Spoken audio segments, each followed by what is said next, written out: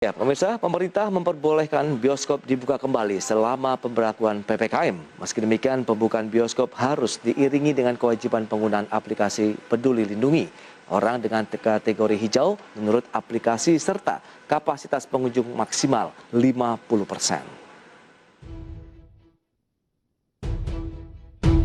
Menteri Koordinator Bidang Kemaritiman dan Investasi sekaligus Koordinator PPKM Jawa Bali, Luhut Binsar Panjaitan, menyampaikan wilayah dengan status PPKM level 3 dan 2 sudah diperbolehkan untuk membuka bioskop dengan kapasitas maksimal 50%. Luhut mengklaim pelonggaran itu diberikan seiring dengan kondisi penanganan COVID-19 yang semakin membaik. Luhut menyebut pembukaan bioskop harus diiringi dengan kewajiban penggunaan aplikasi Peduli Lindungi serta protokol kesehatan yang ketat. Pertama, pembukaan bioskop dengan kapasitas maksimal 50% pada kota level 3 dan level 2. Namun dengan kewajiban menggunakan aplikasi Peduli Lindungi. Saya ulangi, dengan kewajiban menggunakan aplikasi Peduli Lindungi serta protokol kesehatan yang ketat. Hanya kategori hijau lah yang dapat masuk area bioskop. Saya ulangi, hanya kategori hijau. Seperti diketahui, bioskop menjadi salah satu industri yang sangat terdampak pandemi COVID-19. Sejak virus SARS-CoV-2 mewabah ke seluruh penjuru negeri, ruang gerak bioskop sangat dibatasi, bahkan beberapa kali mengalami penutupan. Pelaku usaha bioskop harus berjuang keras agar kembali meraih kepercayaan dari pemerintah, penonton hingga para pembuat film untuk dapat bertahan dalam kondisi yang serba sulit ini. Dari Jakarta, Tim Liputan IDX Channel. Baik pemirsa, untuk membahas tema kali ini sudah tersambung kembali melalui Zoom bersama dengan Bapak Joni Safrudin. Beliau adalah Ketua Umum Gabungan Pengusaha Bioskop Seluruh Indonesia. Selamat pagi Pak Joni. Selamat pagi Mas. Iya, terima kasih atas waktu yang sudah disampaikan. Ini menjadi salah satu angin segarkah bagi para pengusaha bioskop di Indonesia dengan boleh dibukanya kembali jaringan bioskop di tengah pandemi COVID-19. Silakan Pak Joni. Ya, jadi keputusan dari pemerintah itu sudah kita terima kemarin secara tertulis ya. Namun sebelumnya sebelum tanggal 6 kita sudah diajak berdiskusi dengan tim ya. Dari para deputi Menko, para deputi menteri, dan juga ada beberapa orang ahli ya. Bahwa kalau bioskop dibuka apa persyaratannya, mereka tanya. Oke. Katakan ya, satu, gedung itu harus disterilisasi kembali. Kedua, karyawan kita panggil kembali. Kemudian ketiga, filmnya juga harus kita persiapkan. Karena film ini nggak mudah ya. Jadi dalam arti bagaimanapun kita dengan para produsen, dengan para importer itu kan terpisah gitu.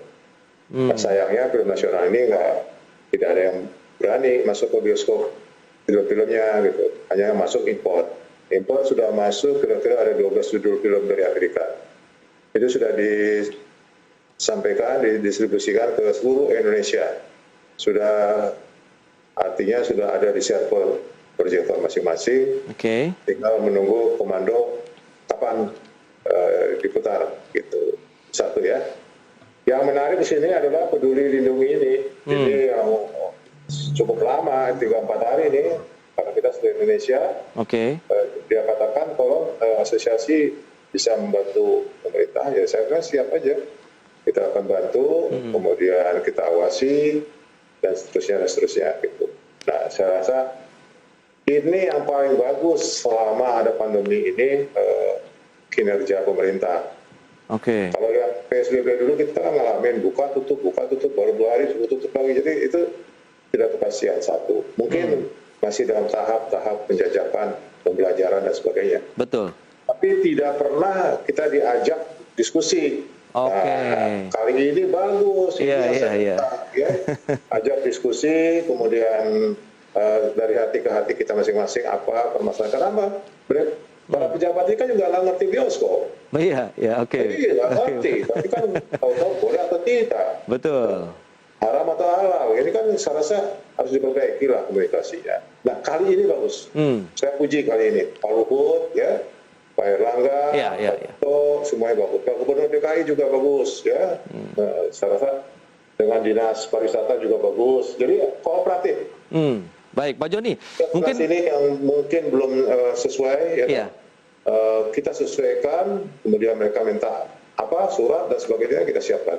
Sebetulnya hari ini sudah buka, tapi karena ada administrasi harus dituntaskan, karena biar bagaimanapun konsekuensi dalam satu peraturan itu kan ada. Baik. Gitu, jangan sampai dilanggar dan sebagainya. Gitu. Oke, berarti dari tanggal 6 September sudah ada diskusi dengan pihak pemerintah untuk persiapan pembukaan. Oke, sebelum tanggal 6 September. Lantas bagaimana selama perjalanan hingga hari ini, apakah tadi sterilisasi gedung bioskopnya sudah dilakukan, kemudian karyawan pun sudah diaktifkan kembali, jadi tinggal siap saja untuk dibuka kepada masyarakat ini, Pak Joni? Ya, betul. Jadi kita sudah persiapan. Kenapa cepat persiapan untuk di gedung? Karena kita kan sudah melakukan 9 bulan. Ya. Dari mulai Oktober 2020 sampai Juni 2021, kemudian ditutup sampai sekarang. Oke. Nah, itu kita sudah banyak pengalaman di situ. Iya, iya. Hanya belum ada Peduli Lindungi ini. Nah, ini kan barang baru nih. Nah, saya rasa ini juga satu hal yang harus kita jaga. Dan ini memang efektif untuk men-screening orang dan sebagainya. Baik, tapi kalau bisa dijelaskan lebih detail begitu, kapan jadi masyarakat bisa menonton kembali di bioskop ini, Pak Joni? Karena saya juga termasuk salah satu penggemar yang nonton di bioskop ini. Ini udah banyak orang itu bertanya semua gitu. Saya kan ini tiap hari kerjaan saya ini gini nih, kayak Menteri Penerangan aja nih. Oke. Berapa 10 hari ini. Nah, digaji enggak, saya ngomong enggak. Nah, jadi jadi kapan? Enggak apa-apa, no problem. Yang penting buat masyarakat. Oke. Saya jaga itu keselamatan masyarakat itu jauh dari segala-galanya. Setuju. Iya. Tentunya ada petunjuk dari pemerintah, itu kita patuhi.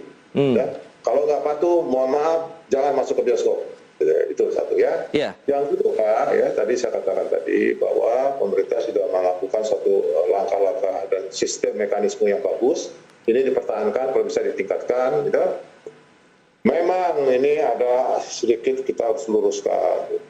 Film itu di bawah Departemen Pendidikan dan Kebudayaan yang sekarang ditambah dengan riset. Iya. Itu undang-undang loh, amanah undang-undang 33 2009 tentang perfilman. Nah, tapi yang lebih aktif sekarang ini justru pariwisata ekonomi kreatif. Oke. Nah, ini kan harus diluruskan lah, ya kan? Jadi kalau saya ngomong panjang nanti nggak enak begini. Baik. Ada yang tersinggung kan nggak bagus. Oke. Ini kita jadi bapak kita nggak tahu kemana gitu, kayak anak yatim piatu kita. Gitu kan? Iya. Benar. Pak Joni, yang perlu dipertegas lagi begitu, apakah wilayah DKI Jakarta saja yang akan difokuskan untuk pembukaan bioskop-bioskop tadi begitu, atau juga wilayah lain? Mengingatkan penerapan dari PPKM yang sudah dilonggarkan, ada banyak wilayah yang sudah masuk dalam level 3 nih yang sudah diizinkan untuk pembukaan bioskop. Ya, sesuai dengan statementnya Pak Luhut Panjaitan, bioskop boleh buka, yaitu dengan level 3 dan 2. Iya. Kenapa Jakarta kita fokus dan sekitarnya, mudah-mudahan Jabodetabek bisa mengikuti, karena ini market terbesar di seluruh Indonesia bagi pemilik film. Jadi kalau Jakarta dan sekitarnya tidak buka, mereka tidak akan kasih film. Nah, itu satu. Jadi ini tolak ukurnya, dan ini barometer perfilman di Indonesia bagi importir. Iya, iya, iya. Nah, artinya apa? Ya, kita paham itu. Jadi kita fokus Jakarta nih, gitu. Nah, kita mintalah Pak Gubernur, Pak Anies, ya, Pak Wakil Gubernur, ya, Pak Batria, segala macam, sama Kepala Dinas, mari Pak. Karena ini dinilai internasional, Pak. Jadi saya bukan ngomong kosong. Dulu 2011 kan pernah film impor dibebankan satu jenis pajak lagi kan, seperti Pak Jerwacik dulu ya, pariwisata. Saya ngadapi dulu, saya bilang Pak, nggak begini Pak caranya. Lalu kita sama internasional. Kenapa?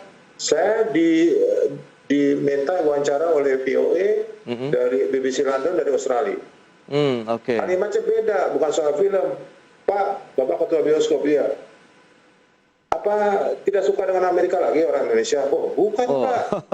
Nah, itu kan. Baik. Hati-hati. Gitu. Oke. Kan Pak, saya ceritakan semuanya begini. Baik. Tenang aja Pak, nanti kita selesaikan. Artinya apa? Tolok ukur kita ini Jakarta untuk bisa masuk itu internasional akan menyimak. Nah, sekarang kita tertinggal dari Malaysia. Malaysia tanggal 8 kemarin sudah buka, Mas. Padahal pandeminya lebih berat dia pada kita. Oke. Udah buka dia gitu loh. Nah, tanggal 8 September ini. Nah ini saya katakan Singapura apalagi yang lain-lain ya, apalagi Korea udah pernah tutup. Jadi ya ini Indonesia saya paham banget. Justru menurut saya lebih bagus nih pendekatan seperti ini. Mungkin seminggu lagi ada lagi, kalau ada yang lain-lain juga gitu Pak. Diundang. Kita patuh kok. Rakyat kita ini sangat patuh. Tapi kalau kita tahu di peraturan harus begini, ya bingung. Ya. Jadi harus ada edukasi gitu loh Mas. Berikut ini akan kami sampaikan kepada Anda persyaratan apa saja bioskop yang boleh buka selama PPKM, bisa Anda saksikan di layar televisi Anda. Yang pertama kita lihat ini untuk wilayah PPKM yang masuk dalam level 3 dan 2. Kemudian menggunakan aplikasi Peduli Lindungi, orang dengan kategori hijau yang menurut aplikasi. Kemudian penerapan protokol kesehatan yang ketat serta kapasitas penonton maksimal 50%. Dan selanjutnya kita akan lihat kerugian yang dialami yang harus dirasakan oleh para pelaku usaha di bidang bioskop ini akibat pandemi apa saja. Ya, data per bulannya ini dari setiap satu bioskop mengalami kerugian sekitar 150 juta rupiah. Kemudian selama bioskop tidak beroperasi secara keseluruhan selama masa pandemi ini sudah mencapai 1 triliunan rupiah. Nah, seperti apa? Lebih lengkapnya kita akan bahas kembali bersama dengan Bapak Joni Safrudin. Ya, Pak Joni, kita akan lanjutkan kembali. Memang dari beberapa persyaratan yang sudah kita ulas di segmen sebelumnya begitu, tapi yang saya ingin tekankan bagaimana dengan kapasitas maksimalnya 50%. Sudah cukup ideal atau tidak? Karena ini kaitannya dengan protokol kesehatan, Pak Joni. Saya rasa untuk saat ini 50% itu sudah lumayan lah, ya. Jadi kita mengharapkan kita belajar dari 50% ini kondisi kita. Jadi kayak sekolah juga dong. Kalau angka kita bagus ya naikin lah kan gitu, ya kan? Nah, jadi kalau prestasi kita bagus, ada reward dari pemerintah, oh ini naikin nih bagus nih. Yang kedua kerugian yang timbul itu besar sekali. Gitu. Hanya ini karena perusahaan ini ada 2 perusahaan internasional ini, CJP, Cinepolis, itu apalagi satu lagi Lotte ya. Lotte, kemudian 21. Sayangnya sahabat-sahabat saya ini kalau bicara gini nih masih apa istilahnya dia kurang enak lah menyampaikan tuh hebat nggak, rugi aja nggak mau teriak. Kalau kita kan begini, kalau saya teriak nggak bisa. Saya, tapi mereka begitu santunnya gitu, nggak mau karena itu bisnis katanya udah rugi kita tanggung.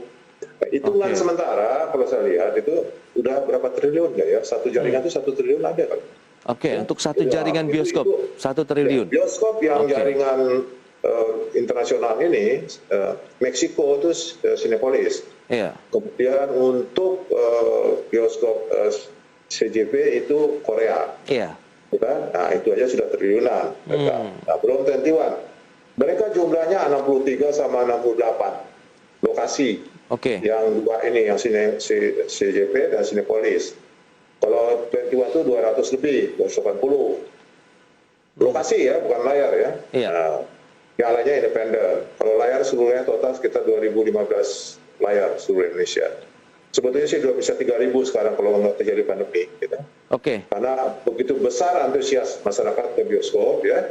Kenapa? Karena teknologinya menunjang, suasananya juga menunjang, betul-betul habit mereka datang.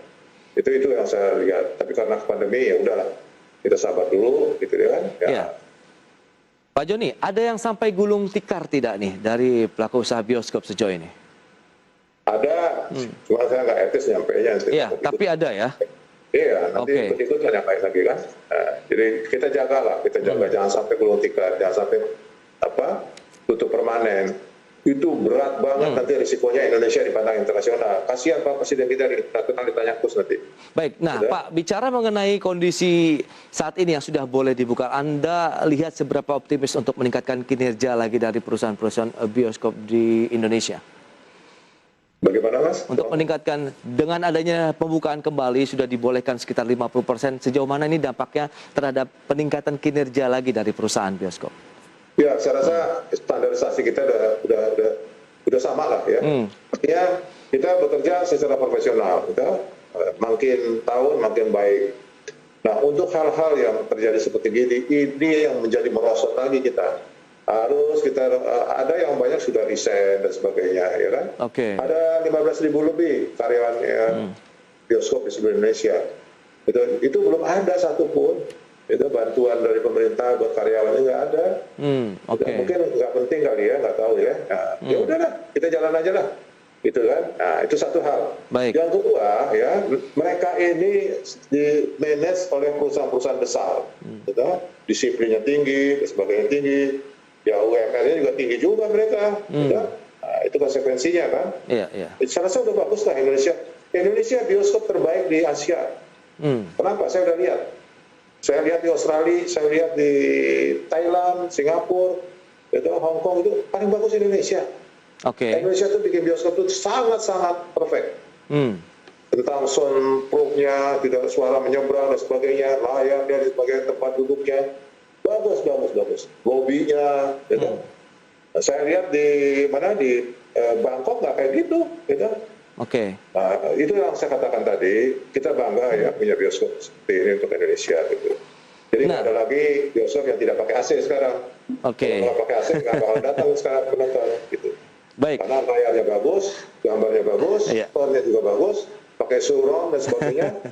Nah, itu nikmat nonton di bioskop gitu. Baik, nah terakhir bisa tergantikan lah. Baik, Pak Joni, terakhir ini bagaimana Anda melihat peluang untuk perkembangan bioskop sendiri sampai dengan akhir tahun? Tadi kan memang ada kendala dari filmnya sendiri begitu, yang lebih banyak memang dari film-film luar negeri. Apakah itu yang memang diminati oleh penonton Indonesia atau bagaimana? Iya, sebetulnya begini, antara film dan bioskop dan penonton.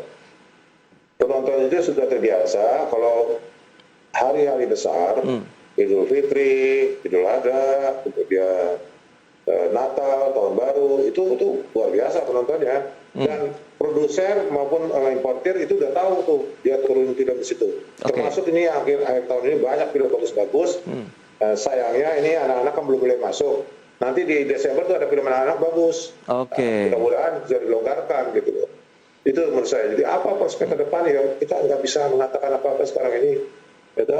Pandemi ini betul-betul kita belajar kita tidak tahu gitu, apa yang akan terjadi selanjutnya. Tapi gejala-gejala membaik itu besar sekali ya. Itu apa? Vaksinasi. Lakukan. Jangan diprovokasi orang, jangan dipaksa dan sebagainya, jangan. Dosa lu. Ya. Baik. Ini masalah hubungan dengan Allah juga kita ini, ya kan? Yes. Jangan. Baik. Mudah-mudahan lah, sekarang sudah banyak berebutan malah sekarang. Oke. Baik Pak Joni, sudah habis waktu kita, mohon maaf waktu terbatas ini. Tapi sayangnya banyak sekali sebenarnya informasi yang bisa kita gali. Tapi mungkin next kita bisa ketemu lagi dan berbincang kembali ya. Terima kasih banyak atas waktu yang disediakan. Sukses untuk Anda dan stay healthy, Pak Joni. Ya, selamat siang Mas.